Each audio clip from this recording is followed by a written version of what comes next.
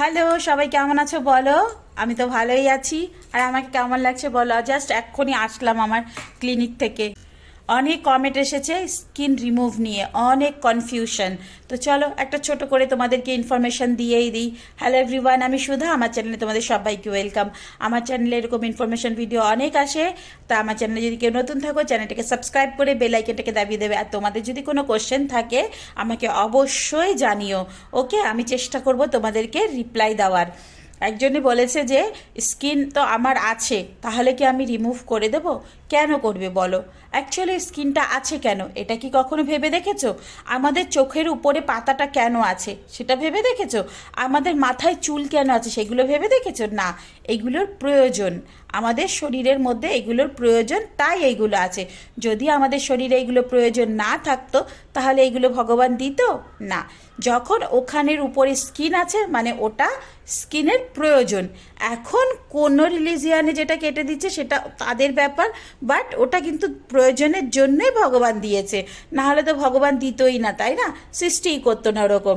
তো যখন ওরকম দিয়েছে মানে আমাদের শরীরের জন্য ওটা প্রয়োজন, যেন ওখানে কোনো ইনফেকশন না হয়, ওখানে কিছু কামড়াতে না পারে, বা ওটাকে প্রোটেক্ট করার জন্য ওখানে স্কিনটা দেওয়া আছে।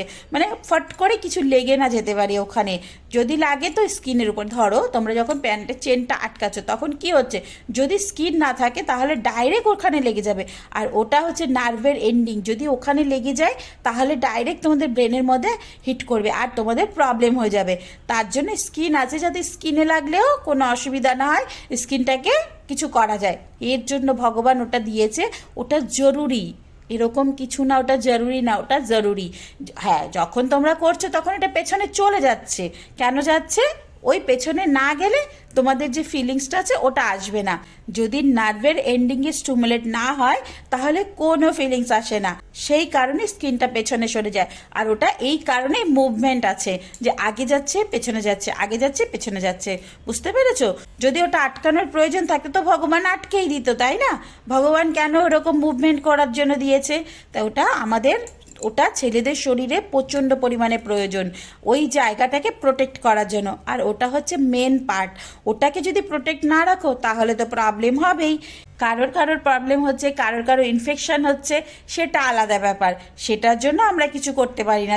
যখন কোনো অপশন না থাকে তখন ওটাকে রিমুভ করতেই হয়। তো সেই জন্য তুমি সুস্থ মানুষ, তোমার কিছু হচ্ছে না, তোমার কিছু প্রবলেম নেই, আর তুমি কেটে দেবে, তাহলে কি করে হবে বলো? তাহলে তো তুমি স্বাভাবিকের থেকে অস্বাভাবিক হয়ে গেলে। তো না, ওটা করো না। যদি তোমার কোনো প্রবলেম না হয় তাহলে ওটাকে রাখো, ওটাকে রিমুভ করো না। তুমি অনেকক্ষণ করতে পারবে, তুমি স্ট্রং থাকবে, এটা কিন্তু না। উল্টে তোমার যদি আরও থাকে তাহলে তোমার জিনিসটা প্রোটেক্ট থাকবে, তুমি অনেক দিন পর্যন্ত ভালো থাকবে, সুস্থ থাকবে। ওকে, এবার অনেক সময় দেখা যাচ্ছে স্কিন রিমুভ করে দিচ্ছি, তাদের ওই জায়গাটা খোলা থাকছে, ওর মধ্যে ক্যারাটিন লেভেল অনেকটা চলে এসেছে, লেয়ার চলে আসছে, ওর মধ্যে সেন্সিটিভিটি কম হয়ে যাচ্ছে। তো সেন্সিটিভিটি কম হয়ে গেলে কি হয়, অনেক টাইম ধরে করতে হয়। অনেক টাইম ধরে করলে বউ অনেক সময় বিরক্ত হয়ে যায়, বুঝতে পারলে? বউ কিন্তু দিতে চায় না।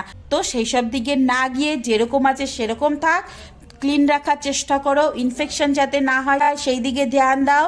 যদি তোমাদের কোনো ইনফেকশন হচ্ছে ইমিডিয়েট ডক্টরের কাছে যাও।